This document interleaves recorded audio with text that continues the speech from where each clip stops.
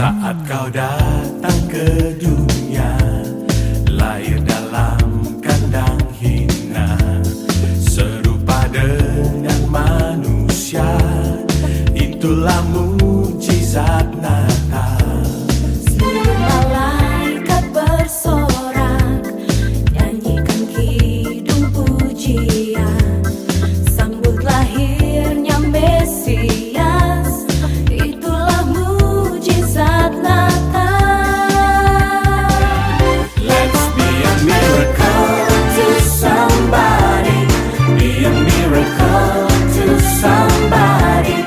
Jadikan kau mujizat Natal bagi sahabatku.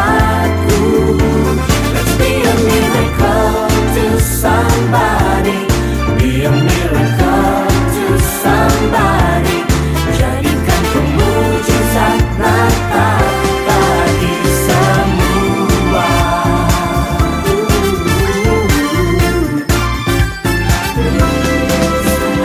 Datang ke dunia, lahir dalam kandang hina, serupa dengan manusia, itulah mujizat Natal. Seluruh malaikat bersorak, nyanyikan kidung pujian, sambut lahirnya Mesias, itulah mujizat Natal. Mujizat Natal. Let's be a miracle to somebody, be a miracle to somebody. Jadikan kau mujizat Natal bagi sahabatku. Let's be a miracle to somebody, be a miracle to somebody. Jadikan kau mujizat Natal bagi semua.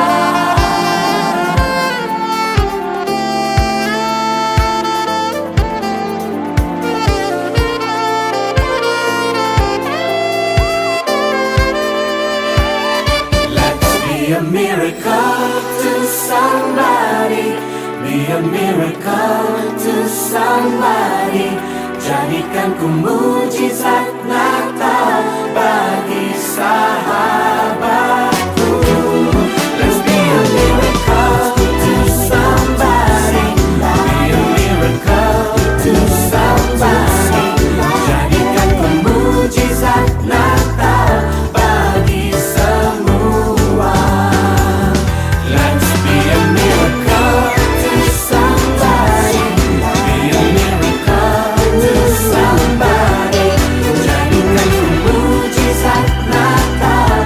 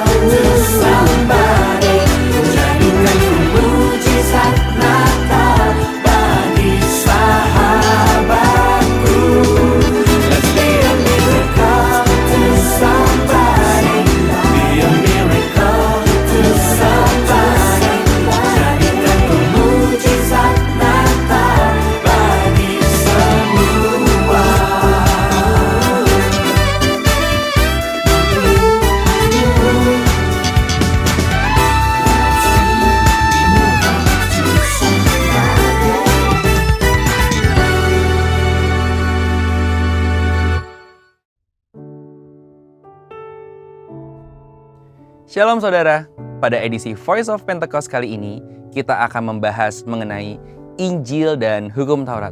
Sebuah usaha dalam memahami dua karya Allah yang luar biasa. Ada berbagai pandangan yang bermunculan ketika kita membahas Injil dan Hukum Taurat.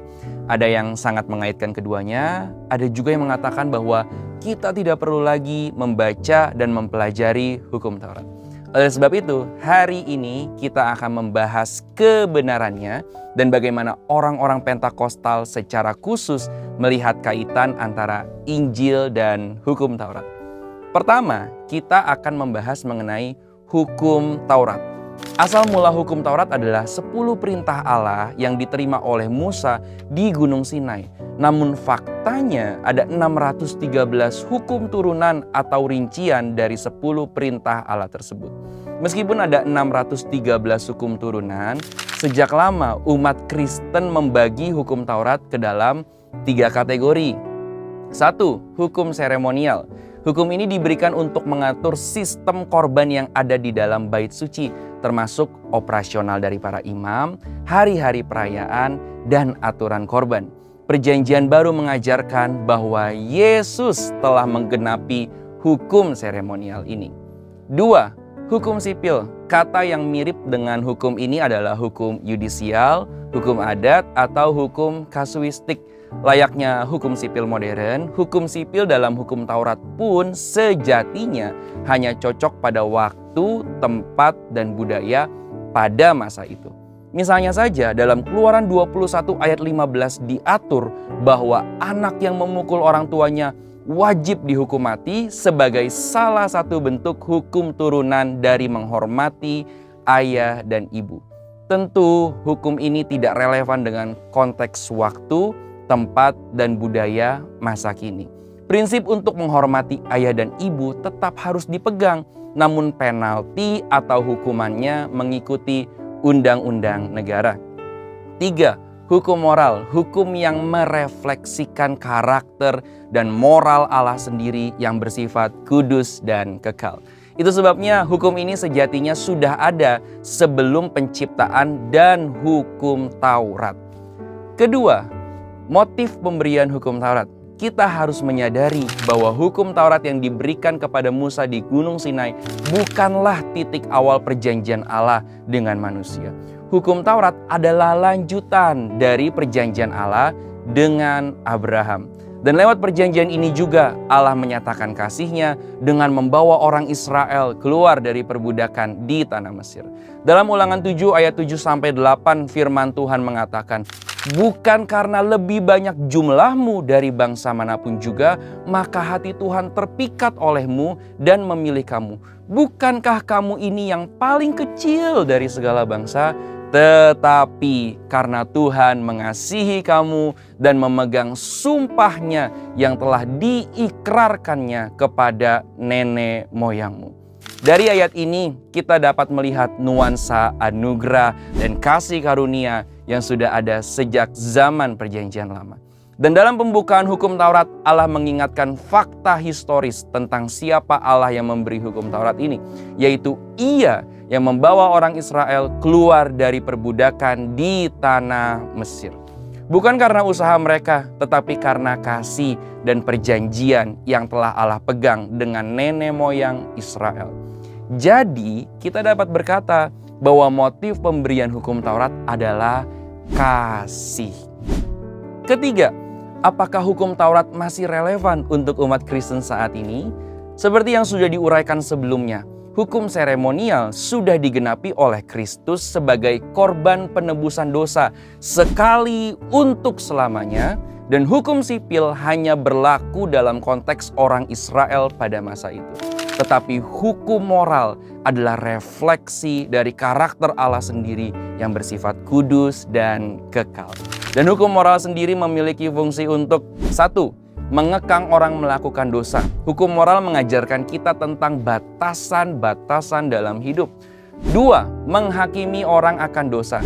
Seseorang baru akan mengerti ia bersalah apabila ia tahu bahwa ada hukum yang dilanggar.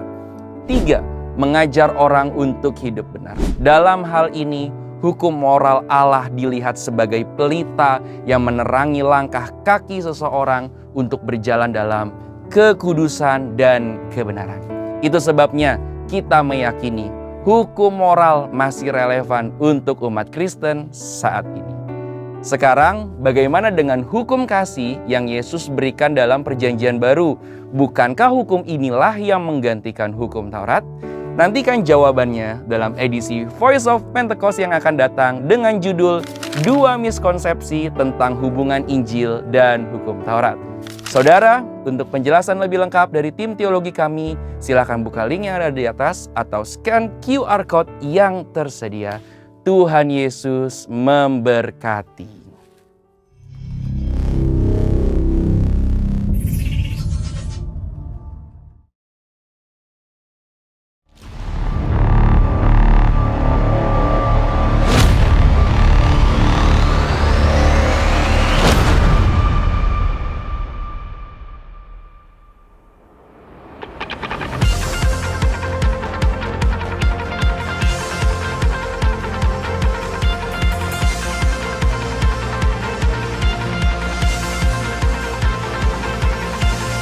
Sebab Tuhan telah berfirman, dari gelap terbit terang yang bersinar.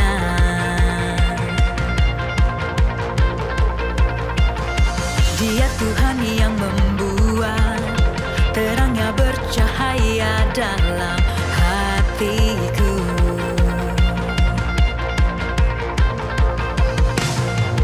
Kebenaran-Mu yang membawa hidupku bersinar terang, bawa kemuliaan-Mu.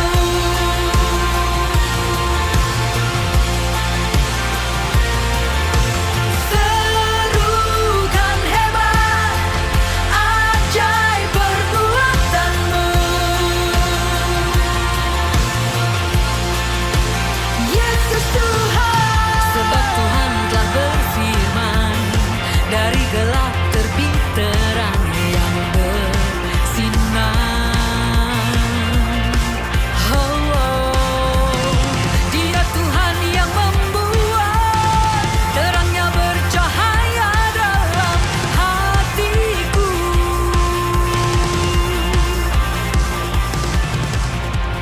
Kuasa-Mu yang menjadikan hidup. Shalom Bapak Ibu Saudara semuanya.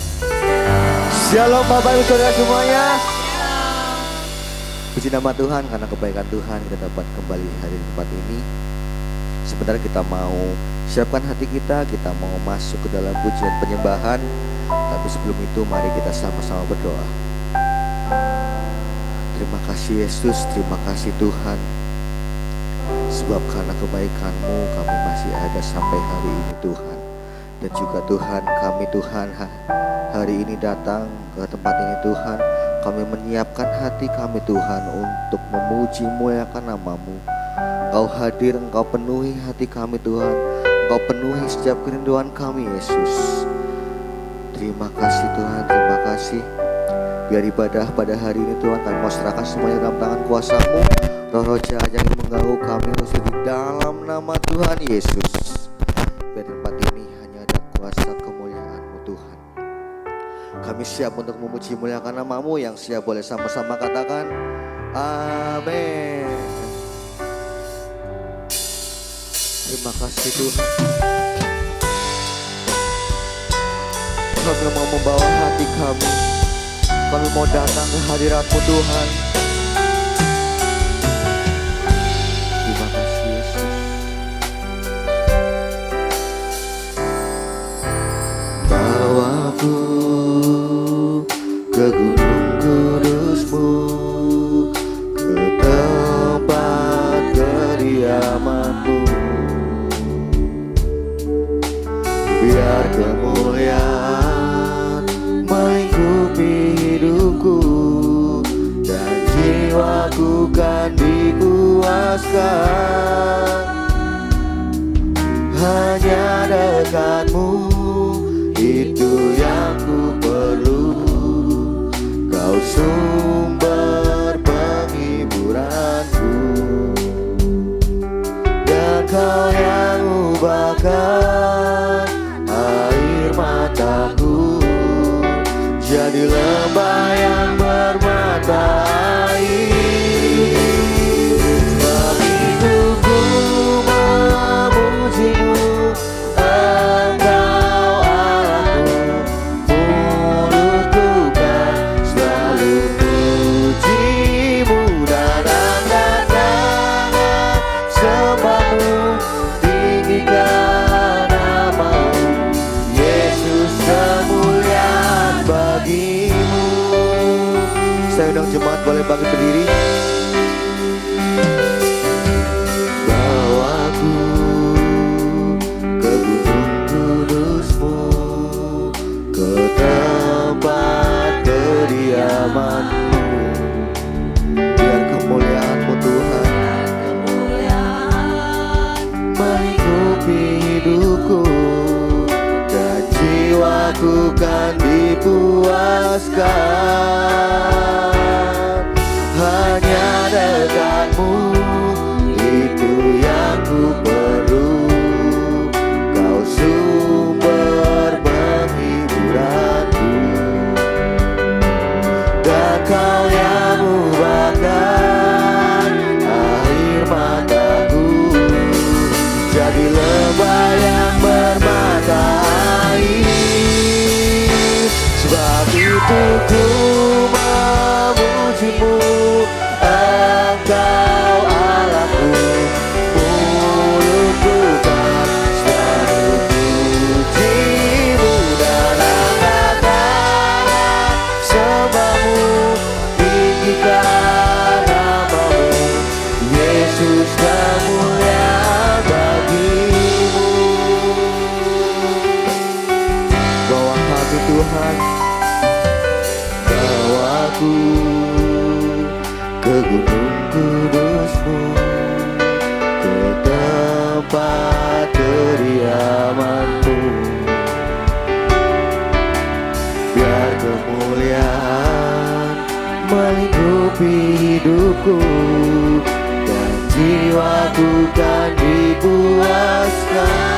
Sebab hanya dekatmu saja Tuhan, itu yang kami perlu Yesus.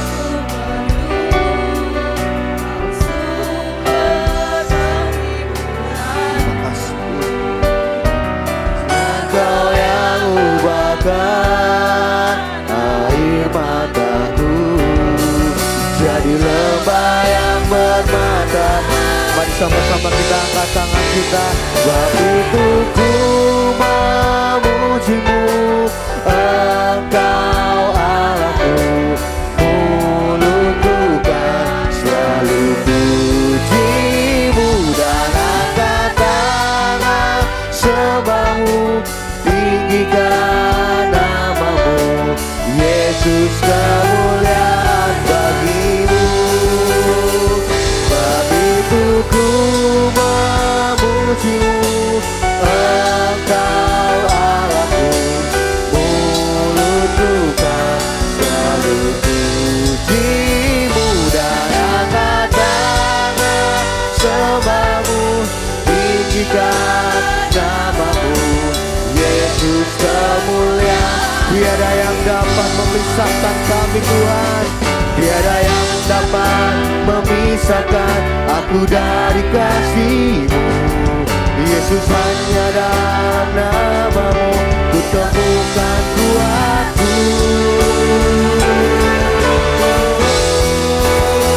Sebab itu ku memujimu, Engkau Allahku. Mulutku kan selalu pujimu dan angkat tangan sembahmu, tinggikan namamu, Yesus, kemuliaan bagimu. Tiada yang dapat memisahkan aku dari kasih-Mu. Yesus, hanya dalam namamu ku temukan kuatku. Sebab itu ku memujimu, Engkau Allahku.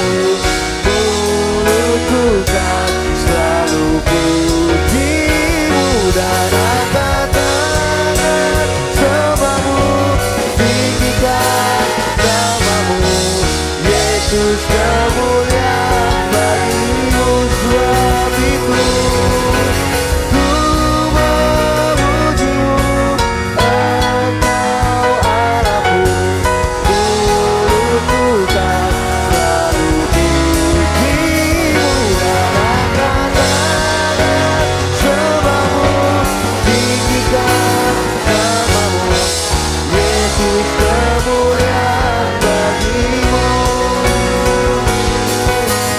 Yesus kemuliaan bagimu, Yesus kemuliaan bagimu.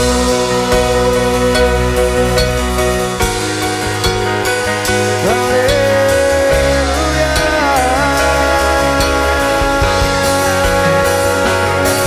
Terima kasih Tuhan.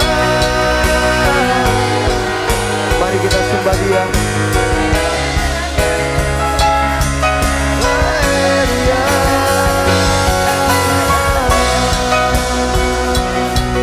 Kami mau memuji-Mu, Yesus.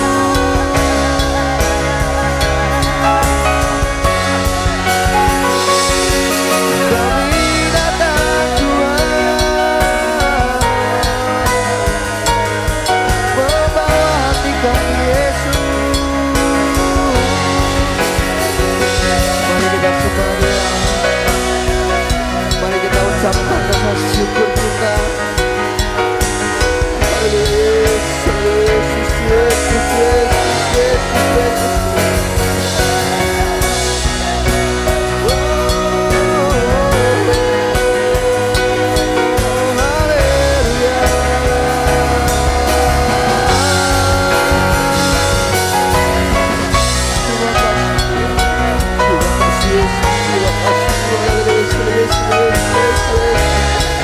Panggil namanya Yesus, Yesus, Yesus, Yesus, Yesus. Haleluya, Yesus, Yesus, Yesus,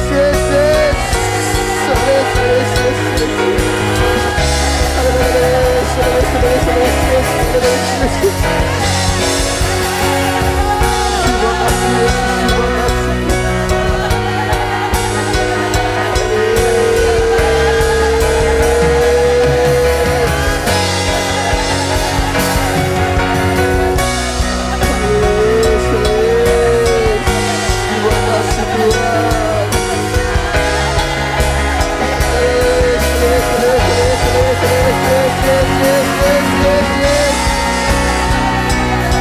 Kami datang membawa setiap pujian kami Tuhan. Kami datang membawa setiap rasa syukur kami Yesus. Ini kami Tuhan. Yes, yes, yes, yes, yes. Terima kasih Tuhan.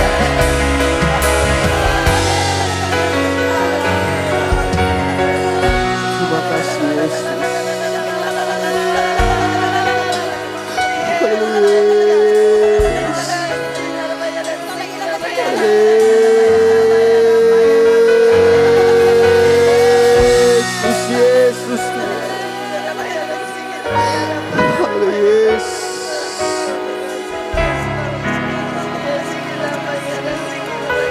Terima kasih Tuhan. Terima kasih Yesus.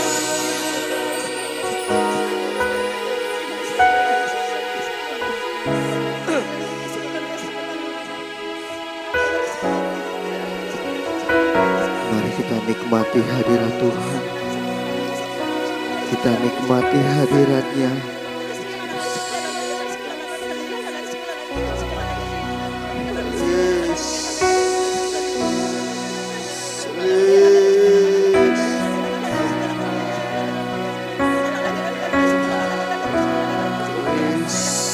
Terima kasih Tuhan.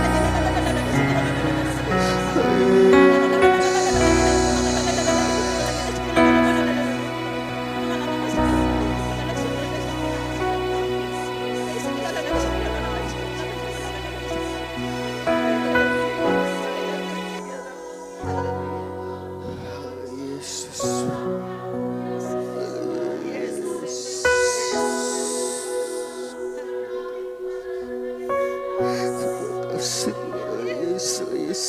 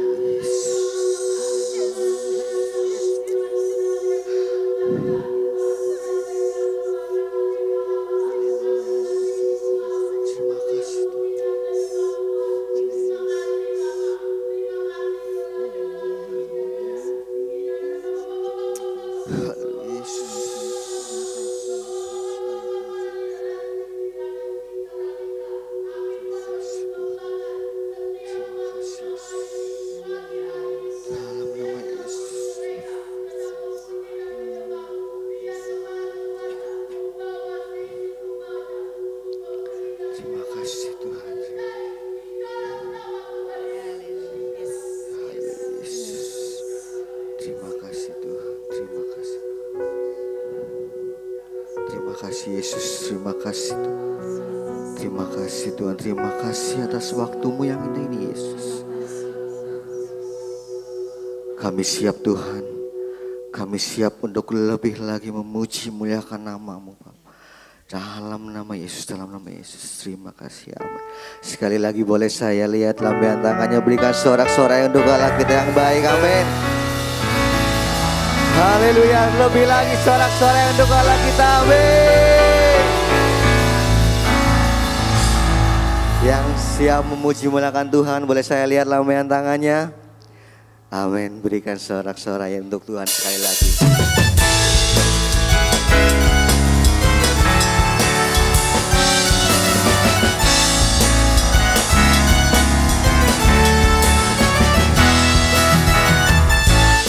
Tuhan dan layak dipuji, besarlah namanya, kekallah kuasanya, amat berlindung dalam naungannya.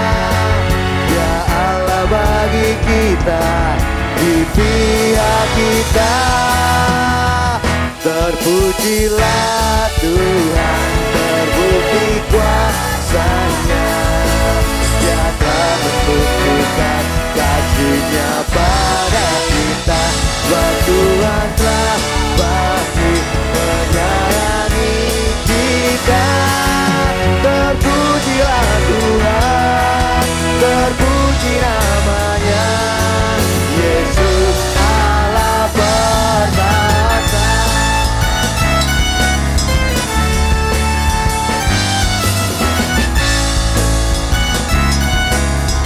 Sebab besarlah Tuhan dan layak dipuji, dan layak dipuji.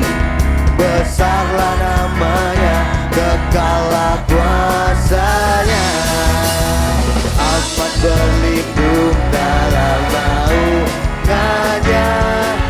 Dia Allah bagi kita, di pihak kita. Terpujilah Tuhan, terbukti kuasanya. Dia telah menunjukkan kasih-Nya pada kita. Sebab Tuhan telah bangkit menyayangi kita. Terpujilah Tuhan, terpuji namanya, Yesus Allah perkasa. Terpujilah Tuhan, terbukti kuasanya. Dia telah menunjukkan kasih-Nya pada kita. Sebab Tuhan telah bangkit menyayangi kita. Terpujilah Tuhan, terpuji namanya, Yesus Allah perkasa. Terpujilah Tuhan, terpuji namanya, Yesus Allah perkasa. Pujilah Tuhan, terpuji namanya, Yesus Allah perkasa.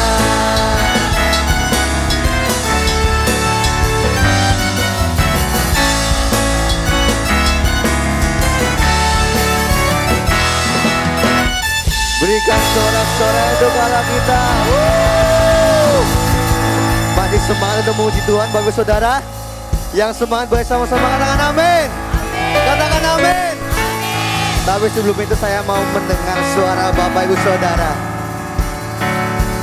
Tuhan Maha Besar dan sangat terpuji. Dia lebih dahsyat dari segala Allah. Sebab Tuhan Maha Besar dan sangat terpuji. Kuasanya dahsyat menghancurkanmu. Sekali lagi, sebab Tuhan Maha Besar dan sangat terpuji. Dia lebih dahsyat dari segala Allah. Amin. Tuhan maha besar dan sangat terpuji, kuasanya dahsyat menghancurkan musuh. Sebab Tuhan maha besar dan sangat terpuji, Dia lebih dahsyat dari segala Allah. Sebab Tuhan maha besar dan sangat terpuji, kuasanya dahsyat menghancurkan musuh.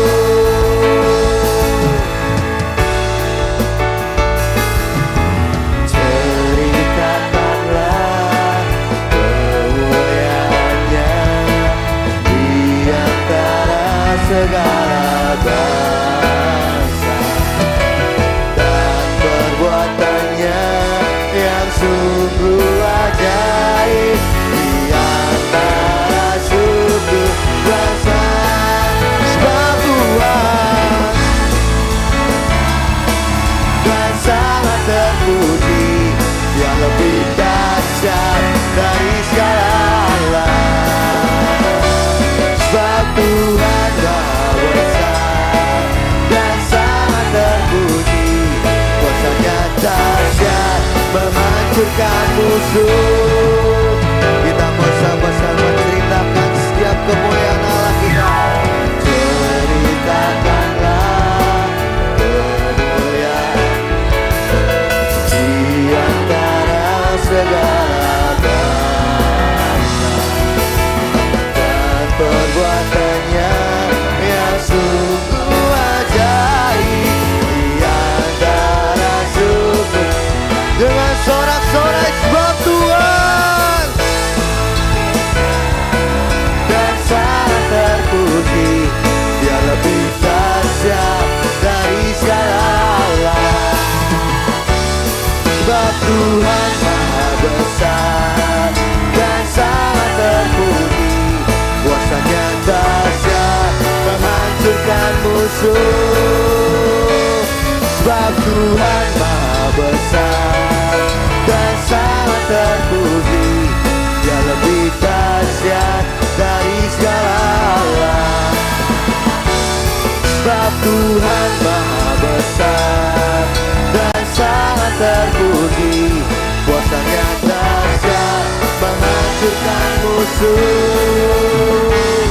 Kuasanya dahsyat, dahsyat, dahsyat, dahsyat, dahsyat, dahsyat, dahsyat menghancurkan musuh.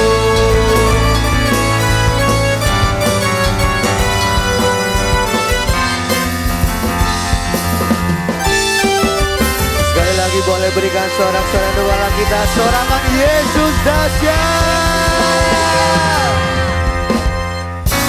Silakan boleh duduk kembali Bapak Ibu Saudara. Sebelum kita akan menaikkan doa syafaat, yang bertugas saya persilahkan. Terima kasih Bapak yang baik, terima kasih Tuhan Yesus untuk semua cinta-Mu, untuk semua kasih-Mu Tuhan. Sepanjang tahun ini kami bisa melewatinya bersama-Mu Tuhan, di setiap musim hidup kami, sehingga kami ada di penghujung tahun ini Tuhan. Kami baik-baik saja, kami diberkati, kami sehat semuanya karena kasih anugerah-Mu Tuhan buat setiap kami Tuhan, pribadi pas pribadi. Terima kasih Tuhan, terima kasih Bapa, ambil alih setiap kami Roh Kudus, sehingga apa yang kami lakukan, setiap proses yang Tuhan akan rencanakan buat setiap kami masing-masing, semuanya mendatangkan kebaikan buat kami. Kami bersyukur Tuhan, Kau masih mempercayakan setiap kami ada di tempat ini untuk memuji dan menyembah-Mu. Kami hanya mau menyenangkan hati-Mu saja Tuhan. Terima kasih Bapa, terima kasih. Pagi hari ini Tuhan, kami memberkati pemimpin rohani kami, Bapak Pendeta Rubin Adi Abraham, Bapak Pendeta Andreas Budi Utomo, Bapak Pendeta Abednego Rasti, juga Bapak Pendeta Kartoimu Sarjono. Kami juga memberkati Gembala Pembina kami, Bapak Insinyur Niko Nyotora Harjo, Ibu Mulyanti Suwarna. Terima kasih Bapak untuk setiap mereka. Kau ada di setiap musim mereka. Kau memberi kekuatan, Kau memberi hikmat, wahyuan yang baru setiap hari. Rahmat-Mu baru setiap hari buat setiap mereka. Apapun yang ada dalam pergumulan setiap mereka, di jemaat mereka masing-masing. Kami tahu Engkau Tuhan ada bersama mereka. Mereka melakukan apa yang Tuhan mau, menyenangkan hati-Mu Tuhan, menyelesaikan amanat agung-Mu Tuhan. Kami mau Tuhan membawa setiap anak-anak rohani semakin hari semakin melekat kepadamu. Sehingga Amin, setiap Yesus kami Tuhan, Tuhan, amin. setiap kami Tuhan, terima generasi-Mu di tempat ini juga menjadi alat-Mu di akhir jam-jam terakhir ini. Perlengkapi setiap kami Bapa, Amin, amin, penuhi dengan Tuhan. kasih-Mu, tutup bungkus dengan kuasa darah-Mu. Apapun yang kami lakukan, semuanya hanya untuk kemuliaan nama-Mu saja. Terima kasih Bapa, terima kasih. Kami juga berdoa buat seluruh majelis dan jemaat yang ada, setiap kegiatan yang ada di gereja kami, keunitian dan setiap kami, sehingga kami bersama-sama untuk memuliakan nama-Mu. Menanggalkan setiap ego kami masing-masing, bersihkan setiap kami Tuhan, sehingga apa yang muncul dari setiap kami adalah kasih Yesus. Kami menjadi alat-Mu, kami menjadi berkat dimanapun kami ada Tuhan. Terima kasih Bapa, terima kasih. Kami terkhusus juga berdoa buat panitia Natal, sebentar lagi Tuhan. Terima kasih Tuhan untuk setiap mereka, mereka sudah bekerja dengan hati mereka Tuhan, dengan sekuat tenaga mereka, dengan semua apa yang ada di dalam mereka. Memberkati setiap mereka Bapa, keunitian dan dari setiap mereka Tuhan. Terima kasih Tuhan, Kau ada di setiap mereka, sehingga apa yang mereka lakukan hanya untuk menyenangkan-Mu Tuhan. Terima kasih Bapa, terima kasih. Terima kasih Tuhan, terima kasih. Kami juga berdoa membawa bangsa kami Indonesia dan kota kami Purbalingga. Shalom Indonesia, Shalom Purbalingga. Terima kasih untuk pemimpin yang baru, untuk setiap kepala daerah yang ada yang sudah Tuhan percayakan, sudah Tuhan pilih. Beri hati yang takut akan Kau lebih lagi, sehingga apa yang menjadi keputusan setiap mereka adalah daripada-Mu Tuhan. Berkati setiap mereka, kesehatan kekuatannya daripada-Mu, sehingga mereka menjalankan tugas dan kewajiban mereka itu dengan takut akan Tuhan. Terima kasih Bapa. Sebentar kami akan diberkati kebenaran firman-Mu. Kami berkati Pak Hendro yang akan memberikan suara sabda-Mu Tuhan. Terima kasih buat berkati keluarga Pak Hendro Tuhan. Terima kasih, berbicaralah kepada kami siap, kami menyiapkan hati kami sebagai tanah yang subur, sehingga apa yang Dia firmankan kepada kami melaksanakan dengan hati penuh sukacita, dan kami menjadi berkat di mana kami ada di Purbalingga ini. Terima kasih Bapa, terima kasih. Hanya di dalam nama Tuhan Yesus kami sudah berdoa dan bersyukur. Haleluya, amin. Tiba saatnya kita mau mendengarkan firman Tuhan. Mari siapkan hati kita untuk menerima firman-Nya.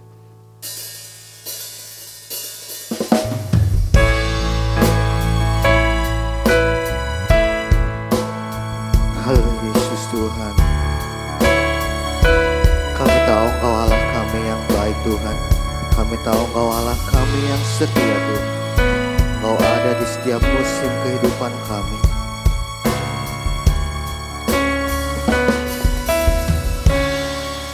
Memandang wajah-Mu, rasakan kasih-Mu,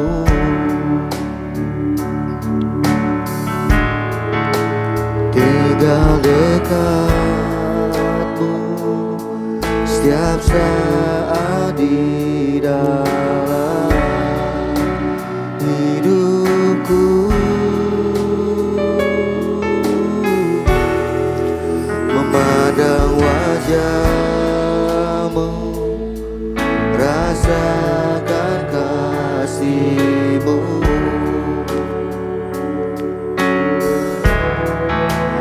tinggal dekat-Mu setiap saat di dalam hidupku.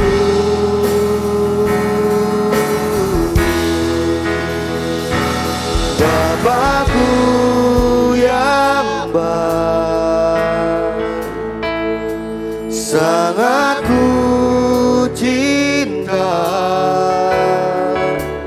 kasih-Mu padaku semakin nyata ku rasakan. Kaulah Bapakku yang baik, penuh karunia. Ku bersyukur selalu kepada-Mu.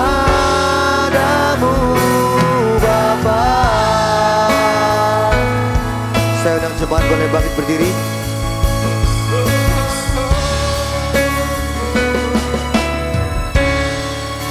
Memandang wajah-Mu, rasakan kasih-Mu.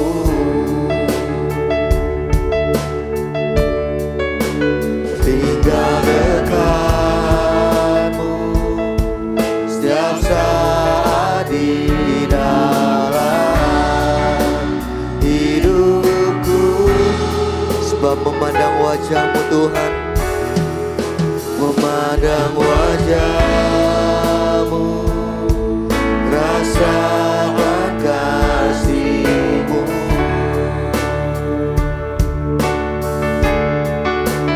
Tinggal dekat-Mu setiap saat di dalam hidupku.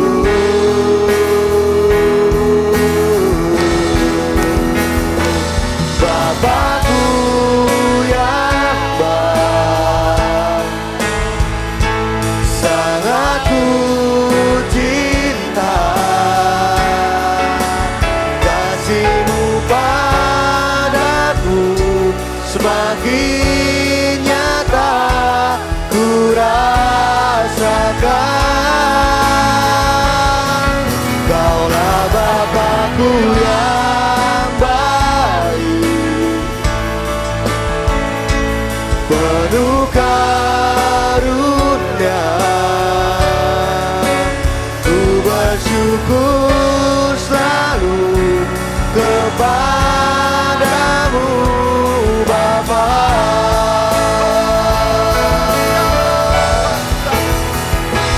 Bapakku yang baik,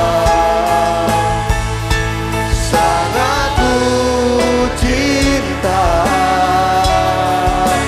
Kasih-Mu padaku semakin nyata ku rasakan. Kaulah Bapakku yang baik, penuh karunia. Ku bersyukur selalu kepadamu Bapa.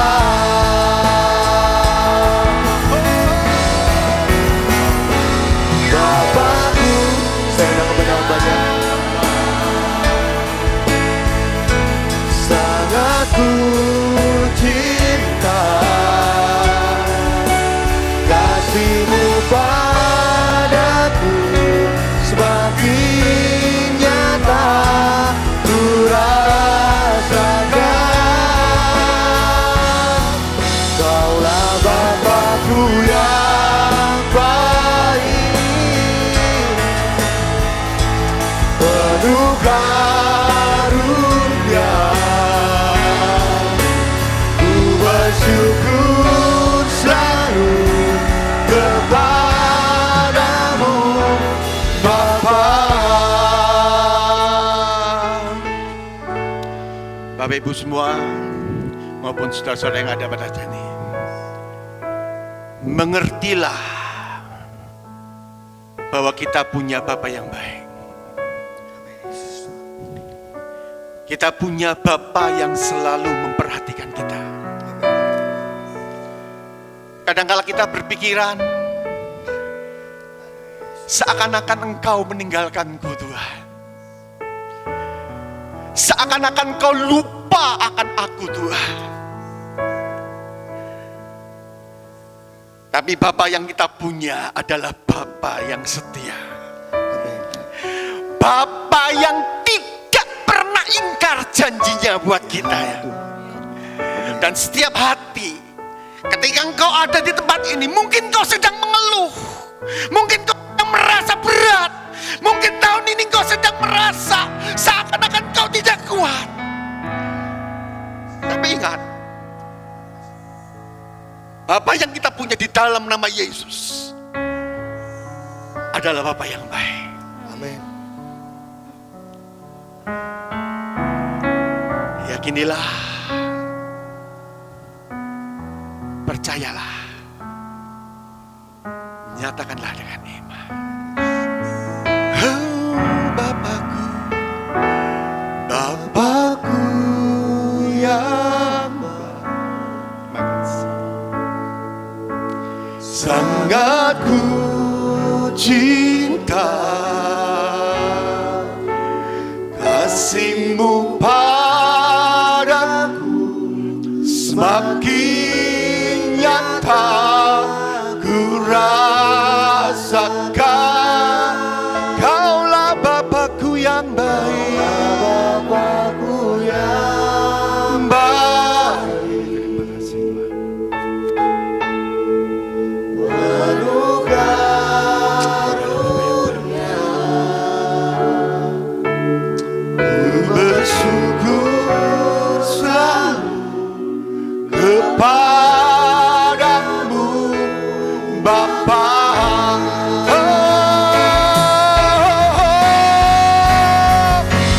Bapakku yang sangat ku cinta, kasih-Mu padaku semakin nyata ku rasakan. Oh, Kaulah Bapakku yang baik,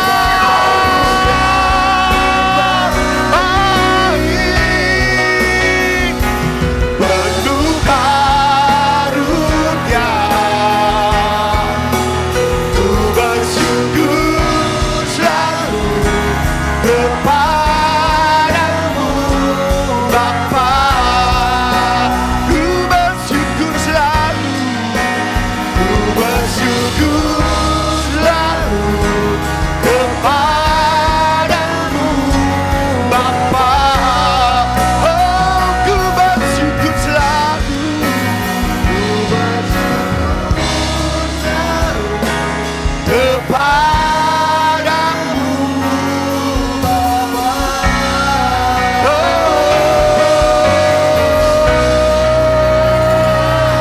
Makasih Tuhan. Oh, kami bersyukur Tuhan. Kami bersyukur Tuhan. Kami bersyukur Tuhan. Kami bersyukur Tuhan. Karena kami punya Bapa yang baik. Terpujilah nama-Mu Tuhan. Sebentar Bapa, kami mau duduk diam, kami mau belajar. Kami mau merenungkan firman-Mu. Di dalam keterbatasan hamba kami bisa menyerahkan sepenuhnya dalam tangan Tuhan. Kami mohonkan satu pengurapan Allah yang khusus yang Tuhan berikan bagi kami semua. Dalam nama Yesus, Tuhan. Berikan kepada kami semua, baik jemaat Tuhan yang ada di tempat ini. Supaya kami dapat mengerti kebenaran-Mu. Di dalam keterbatasan kata hamba-Mu, kami yang bisa menyerahkan sepenuhnya dalam tangan Tuhan. Di dalam nama Yesus kami ucap syukur dan berdoa. Amin. Puji Tuhan. Puji Tuhan. Haleluya. Silakan duduk, Tuhan memberkati. Terima kasih tim WL Singer. Tanpa terasa kita masuk pada bulan yang terakhir di tahun ini. Makanya saya tadi ngomong-ngomong, tanpa terasa ya, 2 minggu lebih lagi kita masuk tahun baru.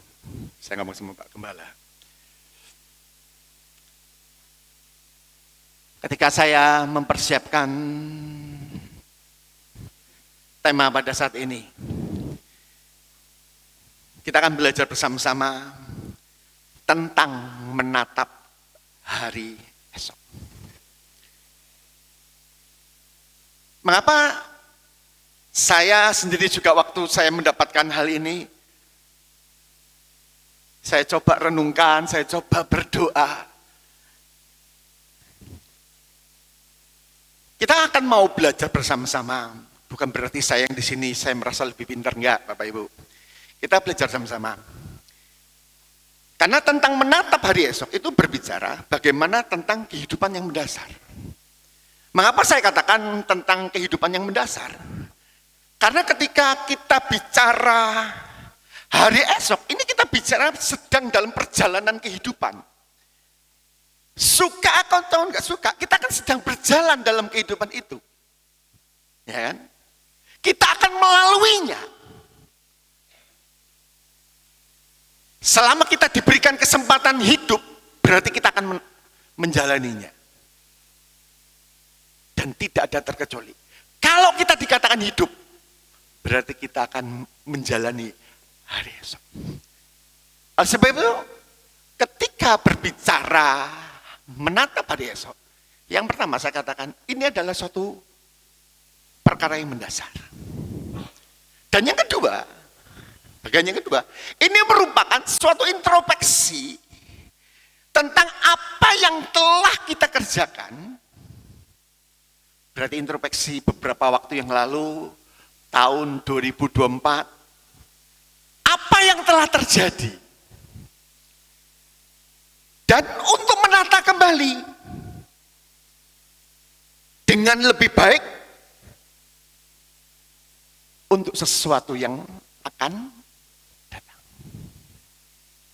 Jadi, ini juga merupakan suatu perkara atau kita diajar untuk introspeksi, melihat kejadian yang telah kita alami selama 11 bulan lebih. Mestinya ya banyak suka dan duka, ya kan? Banyak suka duka kita alami. Dan kita juga akan untuk menata kembali supaya di masa yang akan datang kita akan berjalan lebih baik lagi. Amin. Untuk itu kita buka terlebih dahulu Yakobus 4.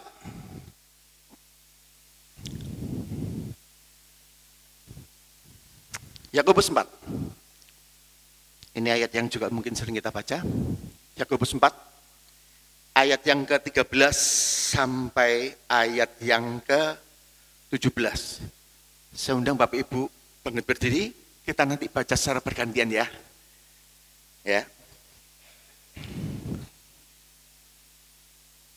Saya baca ayat yang ganjil, nanti Bapak Ibu baca ayat yang genap. Ayat 17 kita baca bersama-sama ya. Sudah ketemu semua? Tentang jangan melupakan Tuhan dalam perencanaan. Ayat 13. Jadi sekarang, hai kamu yang berkata, hari ini atau besok kami berangkat ke kota Anu.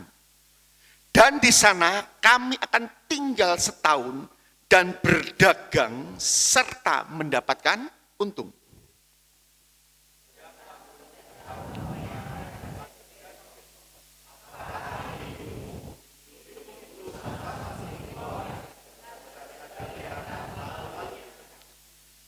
Sebenarnya kamu harus berkata, jika Tuhan menggendakinya, kami akan hidup dan berbuat ini dan itu.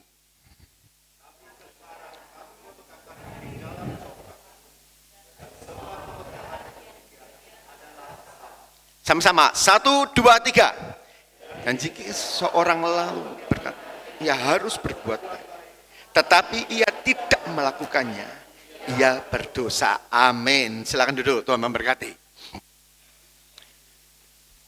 Kita belajar bersama-sama tentang tulisan daripada Yakobus. Yakobus ini adalah saudara tiri daripada Tuhan Yesus yang Tuhan pakai untuk menulis tulisan ini. Ini diperkirakan sekitar tahun sebelum tahun 50, bisa tahun sekitar 40 sampai tahun 45 Masehi. Dan kalau kita lihat akan Yakobus ini, kitab Yakobus ini banyak bercerita atau tentang segi praktis. Sebenarnya Yakobus ini lebih banyak bercerita atau mengajarkan tentang segi praktis, tentang penerapan. Nah, salah satunya kita diajar untuk menatap hari esok. Mengapa saya katakan kita diajar untuk menatap hari esok? Karena untuk menatap hari esok, kita ini harus, yang jelas, kita ini harus tahu posisi hidup kita. Jadi, untuk menata hari esok, Kita ini harus tahu posisi hidup kita. Makanya di dalam ayat yang ke-14, sedang kamu tidak tahu apa yang terjadi besok. Apakah arti hidup? Ini ada suatu pertanyaan untuk kita diajak untuk introspeksi. Apakah arti hidup? Saya jujur, saya ketika menyelidiki hal ini dengan beberapa tafsiran, saya mendapatkan suatu makna yang bagus dari arti hidup itu sendiri.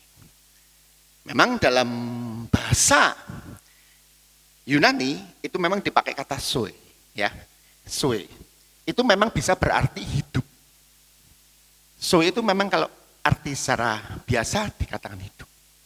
Tetapi ada beberapa penafsir itu menjelaskan lebih jauh.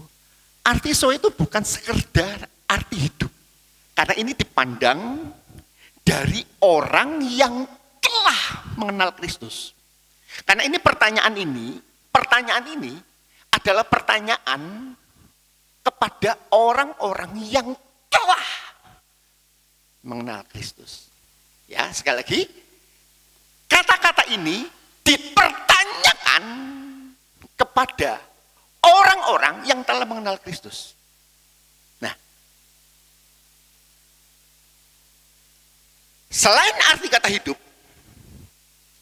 kata zoe itu juga memiliki arti kata kepenuhan hidup yang mutlak. Baik secara esensial itu artinya mendasar atau perlu sekali, maupun tentang etis, yaitu tentang etika, yang merupakan milik Allah. Ini memiliki maksud bahwa hidup itu adalah telah menjadi milik Allah. Ya. Makanya saya katakan ini berbicara arti hidup ini kepada orang yang telah ada dalam Kristus. Dan ini pun dipertanyakan kepada kita. Iya kan? Apakah arti hidupmu dan hidupku itu dipertanyakan? Ini berbicara apa? Bahwa kita ini telah menjadi bagian daripada milik Allah. Kalau kita baca banyak ayat yang menjelaskan sebenarnya, banyak ayat yang menjelaskan tentang milik Allah, ya kan? Saya sempat Efesus 1 ayat 14 itu berbicara juga tentang milik Allah. Juga bagaimana kamu ada dalam Kristus, 1 Korintus 3:23, kamu itu disebut sebagai milik Kristus. Jadi banyak ayat, sebenarnya banyak, ketika saya buka referensinya itu banyak, yang menjelaskan bagaimana orang yang ada dalam Kristus, itu telah menjadi milik Kristus.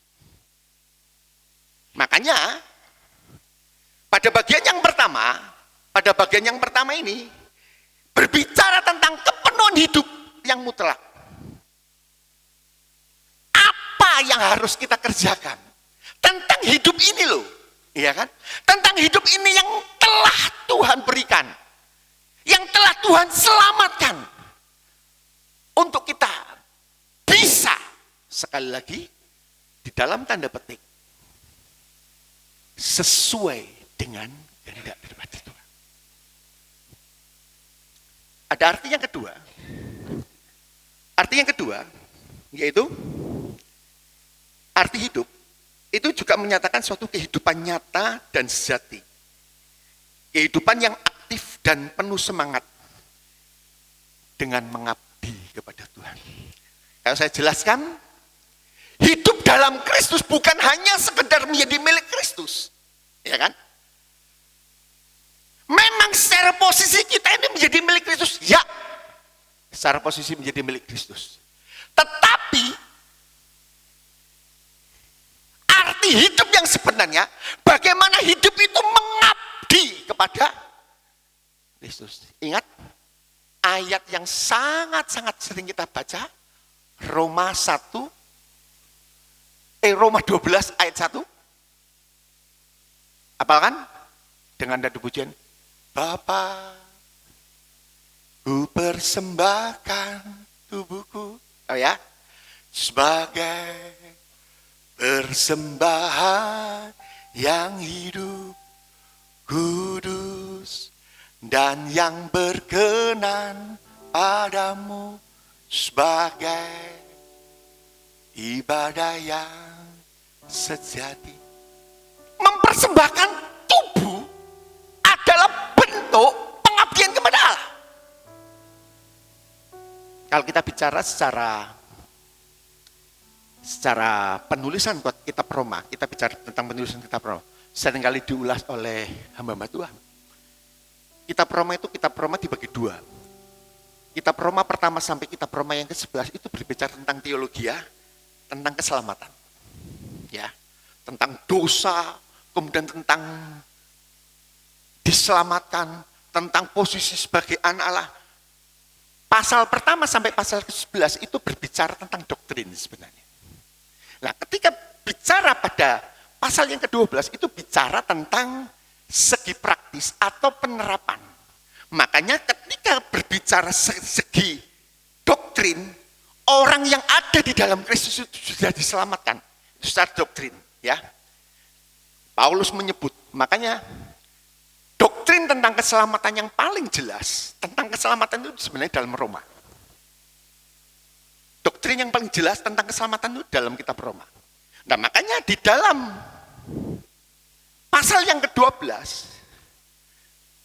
karena itu ada kata penghubung. Mengapa disebut sebagai karena itu? Itu sebenarnya ingin menunjukkan, ingat bahwa kamu itu telah ditebus. Kamu telah diselamatkan. Baru dikatakan mempersembahkan persembahan. Ini adalah suatu bentuk, saya katakan bentuk pengabdian. Pengabdian daripada hidup yang telah diselamatkan. Pengabdian bahwa hidup yang telah Tuhan berikan keselamatan itu.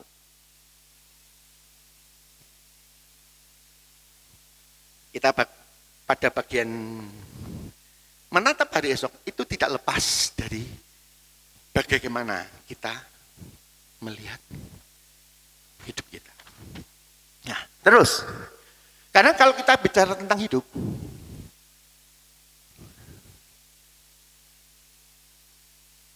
kalau bicara tentang hidup ini, ayat ini mengatakan hidup itu sebentar, benar ya?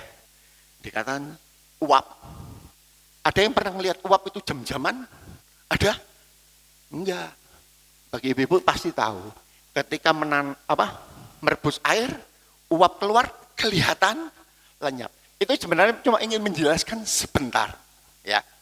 Arti kata uap itu ingin menjelaskan bahwa hidup itu sebentar. Kalau juga saya sempat melihat beberapa referensi dikatakan bahwa hidup itu, kalau Mazmur mengatakan, Mazmur 102:11 itu mengatakan, hari-hariku itu seperti bayang-bayang dan layu seperti rumput. Ada dua penggambaran, bayang-bayang dan seperti rumput. Nah, kalau kita buka, coba dibuka saja ini. Ayub 14 ayat 1 dan 2. Ini penggambaran.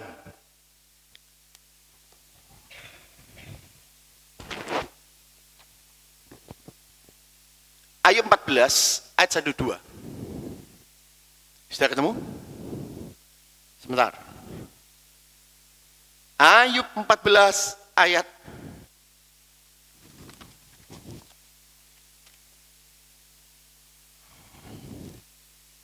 sudah ketemu? Wah, belum.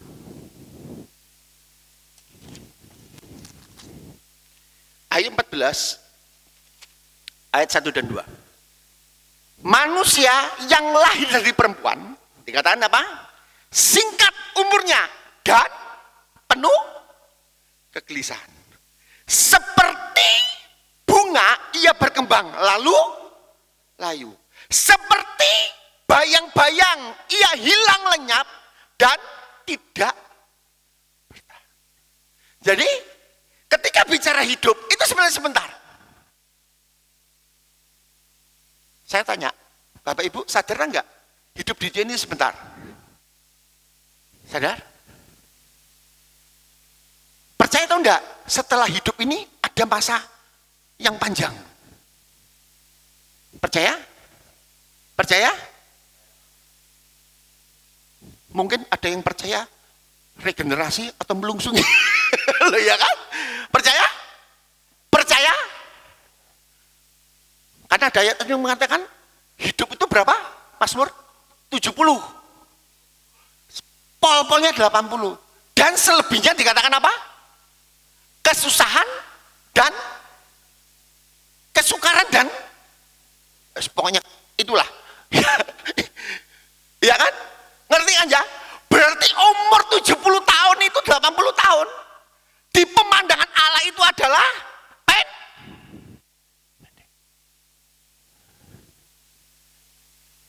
tetapi banyak orang,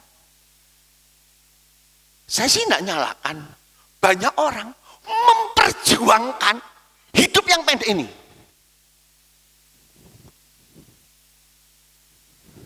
Contohnya,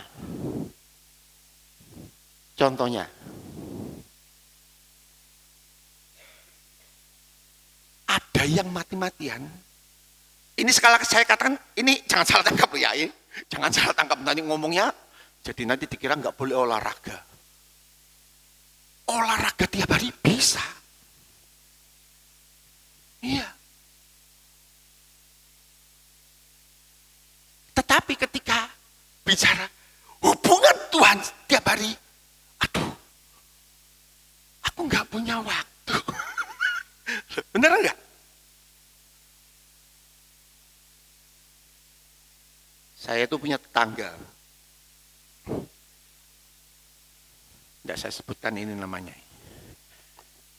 Kalau saya lihat itu sih, kalau saya lihat tuh ya, pas-pasan saja. Tapi ya saya gumun. Gumunnya apa? Bisa tiap hari fitness bayar, dan tiap hari bisa beli daging ayam, daging ayam dicampur sari kedelai, kemudian dicampur sama buah. Saya mikir, lu duit pira sehari? Bisa. Ya, coba ini multimedia ditayangkan yang kemarin katanya sudah di share yang di apa? Di GBI ya, saya juga tertarik itu, yang Pak Rubin. Coba, memang saya merenungkan, tapi memang benar juga. Coba,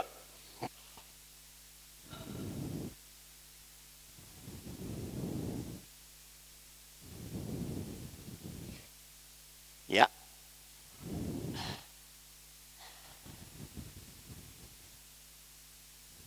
Belum keluar?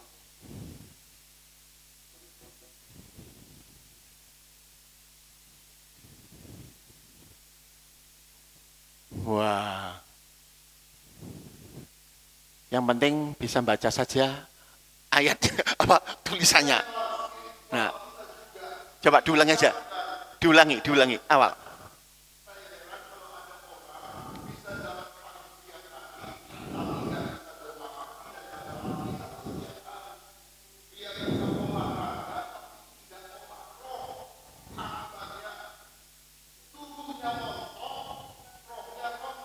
Nah, tubuh.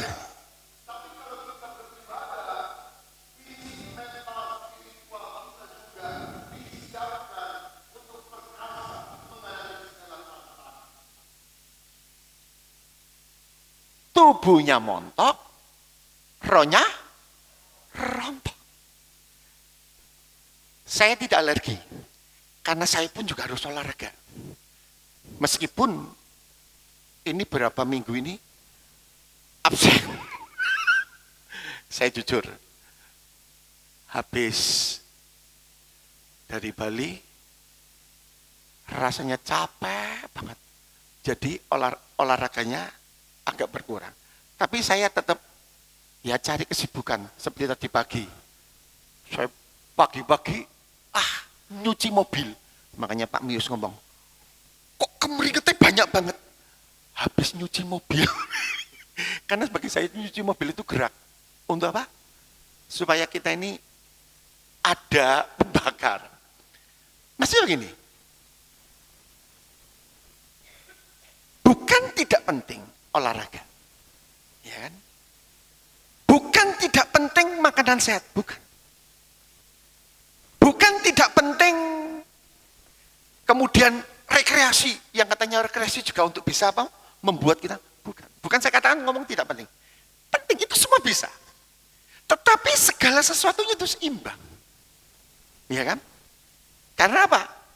Ketika segala sesuatu itu imbang, rohani imbang, jasmani imbang, maka kita akan menjadi pribadi yang lebih bermanfaat. Yang ngerti? Katakan amin. Ya, kalau kita bisa seimbang, misalnya, kita bisa datang kepada Tuhan dengan waktu yang lebih banyak. Lebih enak atau enggak? Lebih enak. Kenapa? Dengan kita ada waktu lebih banyak, berarti apa? Kita punya kesempatan memberi buah lebih banyak. Setuju? Bukan berarti umur 20 tahun mati tidak bisa memberi buah. Bukan. Tetapi dengan umur yang panjang, kita bisa memberi buah lebih banyak. Maksudnya memberi buah untuk Tuhan. Karena hubungan dengan kekekalan itu. Karena hidup manusia itu sekali. Dan setelah itu Ibrani mengatakan, dia akan dihakimi.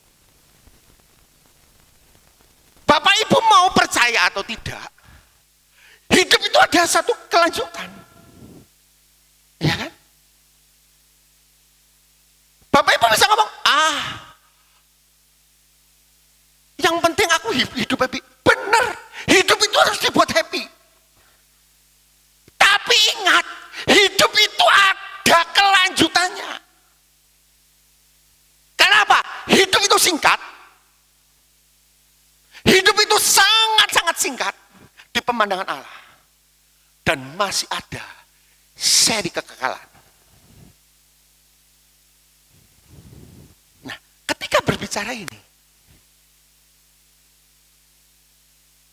ketika kita sadar, hidup kita ini singkat. Hidup kita ini sebenarnya tidak lama. Sama, itu kalau bicara olahraga, kalau bicara cari duit.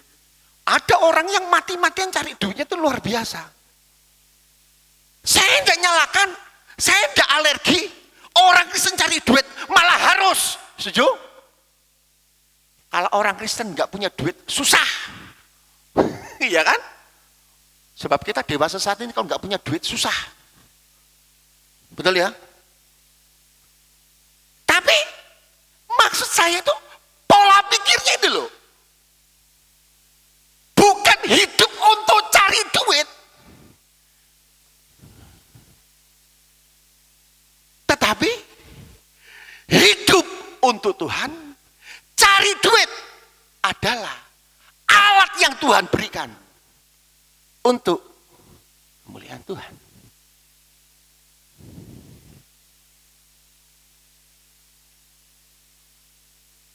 Waktu di, kalau nggak salah yang saya singgung di Gambar Sari ya Pak ya, uang adalah akar kejahatan di SMUG.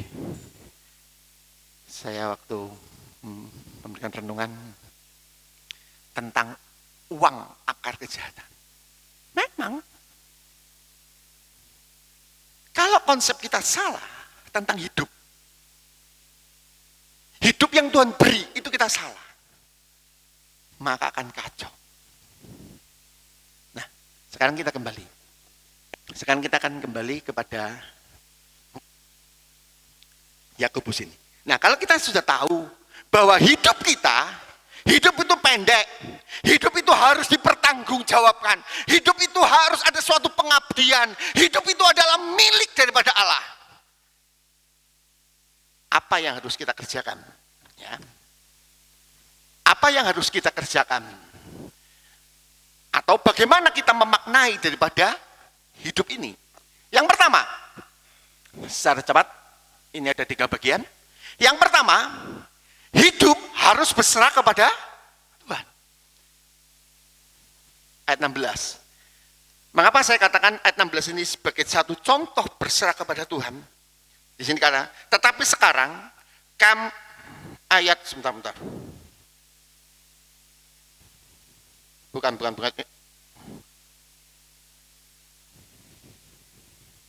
Bukan ayat 16, seperti kami sebab 14, sebab kami tidak tahu apa yang terjadi besok ataupun arti hidupmu. Hidupmu ini sama seperti uap yang sebentar saja kelihatan lalu lenyap. Nah, ayat yang ke-15. Sebenarnya kamu harus berkata, jika Tuhan menghendakinya, kami akan hidup dan berbuat ini dan itu. Mengapa saya katakan ayat ini sebagai suatu di dalam outline saya katakan hidup berserah? Karena hidup dalam hidup berserah itu ada satu prinsip yang sebenarnya perlu kita tahu.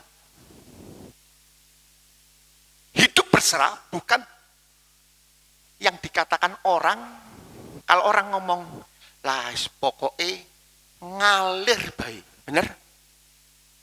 Sering kali dengar kata-kata itu? Sering?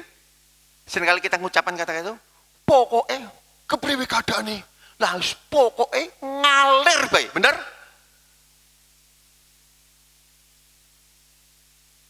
Arti kata ngalir ini saya kurang setuju sebenarnya. Arti kata mengalir bukan berarti berserah. Arti kata berserah itu ada satu unsur yang sebenarnya perlu kita ketahui. Apa unsurnya?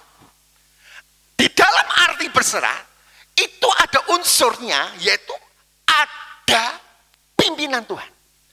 Dengan menyerahkan hidup kita kepada Tuhan, dengan supaya hidup kita ada di dalam tangan Tuhan, dan Tuhan memimpin hidup kita. Itu arti berserah. Jadi orang yang berserah, itu ada unsur yang namanya pimpinan Tuhan.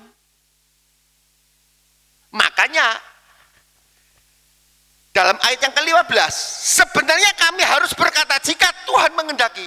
Ini sebenarnya memiliki arti, ini menyerahkan kepada Tuhan. Apa yang harus terjadi? Kenapa? Kalau kita hubungkan dari ayat yang ke-13, jadi sekarang, hari ini atau besok, kami akan berangkat ke kota Atung. Dan di sana kami akan tinggal serta setahun dan berdagang serta mendapatkan untung. Ini berbicara bahwa hidup itu sebenarnya kepinginnya itu sekarpe dewek. Terus pokoknya perancangannya ini tanpa ada pimpinan Tuhan. Sedangkan hidup berserah itu adalah hidup dalam pimpinan Tuhan. Sangat penting. Hidup dalam pimpinan Tuhan itu sangat penting. Pernah tahu pujian F yang diciptakan oleh Pak Biliar? Bila engkau tak besertaku, tahu lagi itu? Ku tak mau berjalan,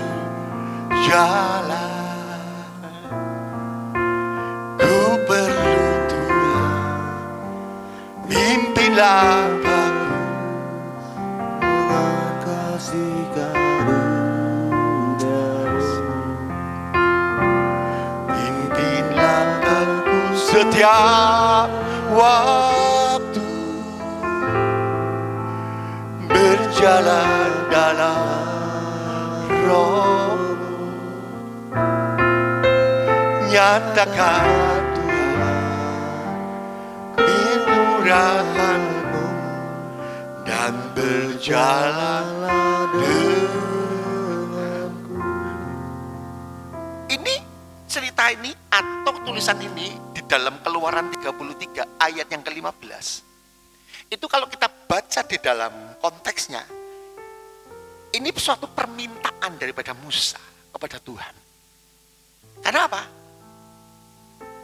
Musa itu disuruh, sekarang pergilah ke tanah yang akan kutunjukkan padamu. Sedangkan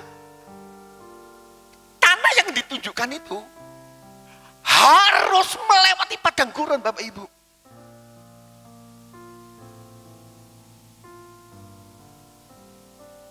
Kalau berjalan di padang gurun, apa akibatnya? Pasti mati. Kalau tahu yang pernah ke Israel, dari Saint Catherine sampai mau masuk, bukan dari Saint Catherine, dari Mesir saja. Dari Mesir mau ke Saint Catherine itu enggak tahu melewati berapa ratus kilo itu padang gurun. Karena saya waktu itu ingat sekitar bisa 9 sampai 13 jam. 13 jam di bis itu isinya kiri kanan padang gurun. Dan saya yang teringat itu waktu itu saya turun di apa? Karena ada sekali turun di rest area. Waduh. Panasnya minta ampun, Bapak Ibu. Panasnya itu minta ampun. Dan saya sempat baca referensi. Padang gurun, itu kalau siang hari, itu panasnya itu paling minim itu 40. Paling minim. Bisa menyentuh ke sampai 50. Kalau panas 50, apa terjadi? Kulit jadi terbakar. Kalau malam hari, dinginnya itu minta ampun. Padang gurun itu kalau malam hari, itu diperkirakan dia itu akan suhunya itu turun, bisa sampai min. Kalau sampai min, apa jadinya? Dari panas, pembuluh darah pecah. Musa ngerti disuruh melewati padang gurun. Makanya ketika dia berkata, jika Tuhan tidak besertaku, aku tak mau berjalan. Kenapa? Kalau berjalan berarti mati. Kalau tanpa adanya pimpinan Tuhan.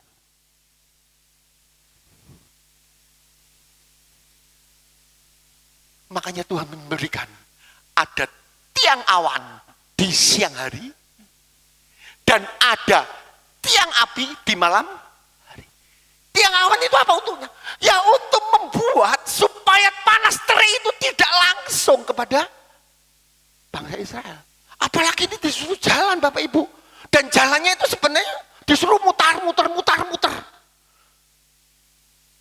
Kalau saya sebagai orang Israel, mungkin waktu itu pun saya salah satu bagian yang ngeluh. Loh, kenapa? Sudah sampai sini, ke orang rampung. Loh, benar enggak? Jalan di padang gurun waktu itu enggak rampung. Sedang jalannya itu kalau dilihat di peta, harusnya dari Mesir ke masuk perbatasan daripada Kanaan. Itu kalau saya pernah ngitung, itu kalau nggak salah 3 bulan itu sampai. Kalau jalan, yalah dibuat jalan terus, setengah tahun ada berhentinya. Setengah tahun rampung, Bapak Ibu. Tapi Tuhan buat apa? 40 tahun. Loh kenapa? Ketika dari atas disuruh turun ke bawah. Setelah turun ke bawah, suruh mau masuk. Ngelihat tok, dibawa lagi turun ke bawah. Kalau saya mutung. Tapi sebenarnya apa? Dari sini kita sedang belajar. Di dalam proses kita harus melihat pimpinan Tuhan. Amin. Jadi ketika hidupmu saat ini sedang berat, engkau sedang ada dalam proses. Dan percayalah, engkau di dalam proses, engkau pun ada dalam pimpinan Tuhan. Amin. Karena apa? Tidak pernah Tuhan biarkan umatnya itu jatuh tergeletak. Makanya, ketika hidup pasrah, itu adalah hidup untuk berserah kepada pimpinan Tuhan.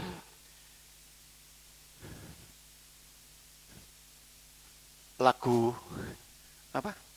Yang dangdut, suka-sukamu Tuhan, ya kan? Suka kan? Jogetnya enak, suka-sukamu tuh. Ketika ngomong prosesnya berat, tapi ya kan? Tetapi sekali lagi Bapak Ibu, apa yang kau hadapi dan yang sedang saya hadapi, mungkin temanmu nggak tahu, mungkin orang tuamu nggak tahu, mungkin pasanganmu nggak tahu.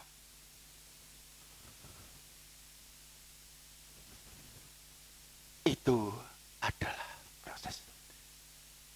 Ingat Voice of Pentecost yang berapa minggu yang lalu mungkin. Mengapa masalah itu ada? Berapa 2 minggu yang lalu ya? 2 minggu yang lalu. Yang pertama, ada 2. Mengapa masalah itu ada? Yang pertama, karena masalah itu untuk kita diajar berharap kepada Tuhan. Betul ya? Ini saya juga ingatnya itu baru sekarang. Yang pertama, masalah itu ada, kita diajar untuk berharap pada Tuhan. Dan yang kedua, masalah itu ada, kita diajar untuk diproses. Untuk menjadi serupa dengan Kristus itu proses.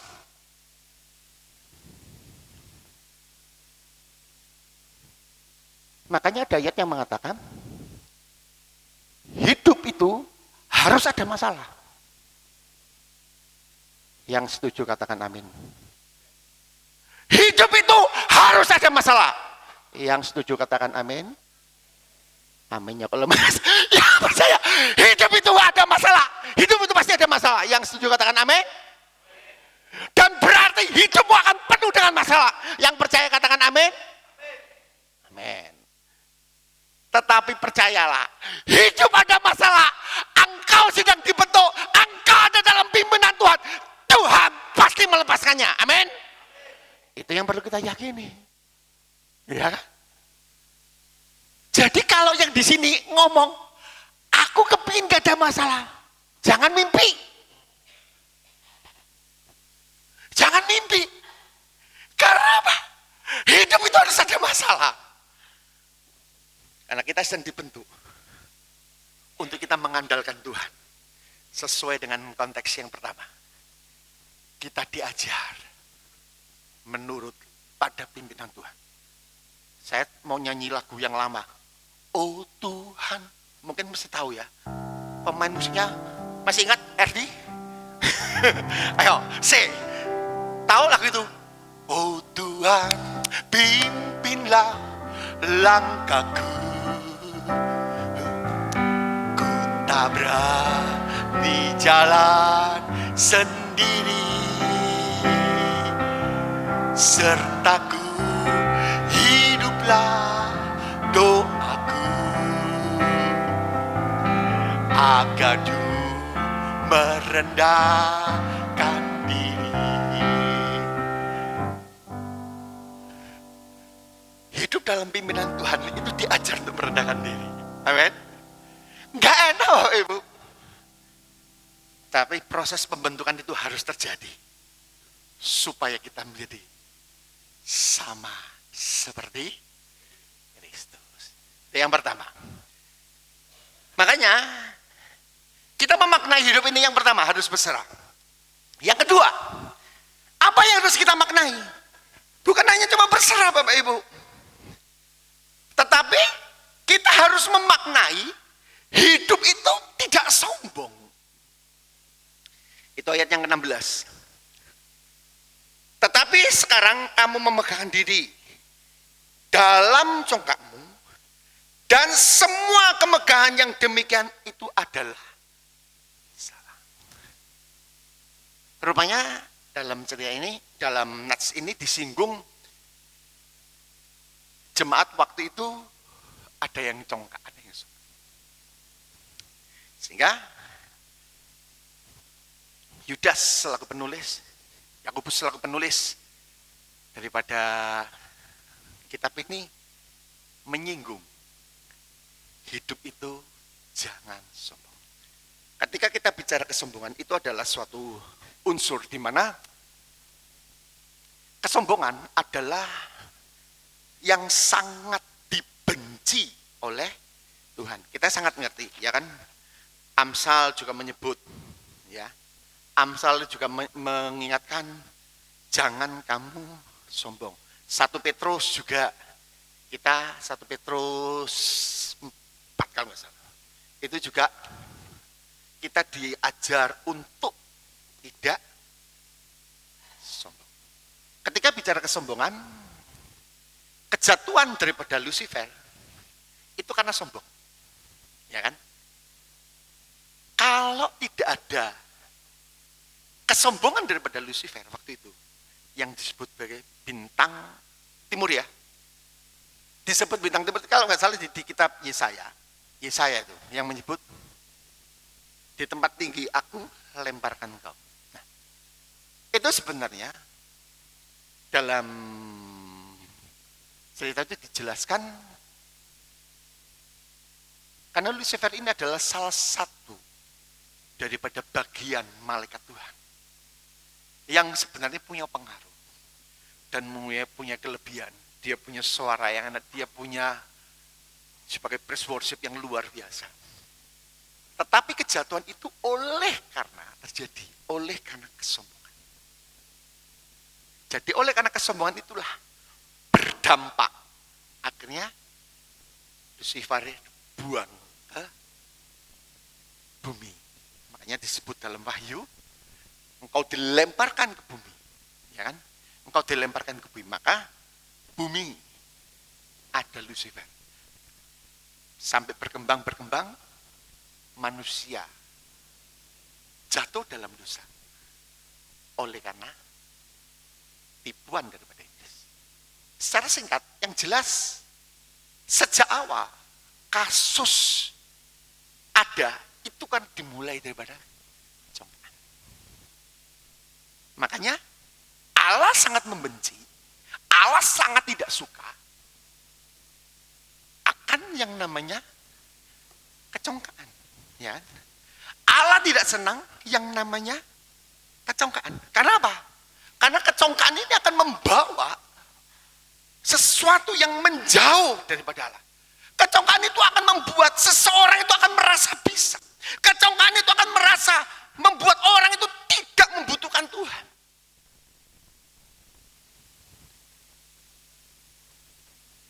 Ini menjadikan suatu pembelajaran sebenarnya.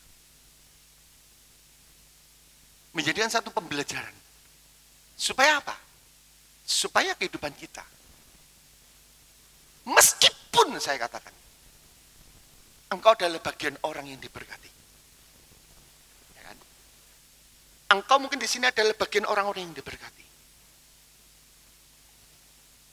Tapi melalui tempat ini saya katakan, jangan congkak. Kenapa? Apa yang kau punya, apa yang kau ada saat ini, itu adalah kemurahan Tuhan. Dan itu hanya titipan Tuhan.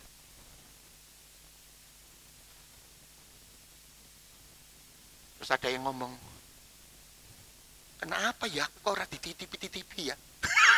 Benar ya? Ada yang pertanyaan itu? Aku lah kepingin dititipi apa? Seperti kaya akeh. Mungkin ada yang bertanya begitu. Bapak Ibu, ada yang berkata begitu kira-kira dalam hatinya, ngaku saja, nggak apa-apa, nggak dosa. Iya kan? Aku lah kepin dititipi seperti dia, benar? Kadang-kadang ada yang dalam hati pernah berpikiran demikian.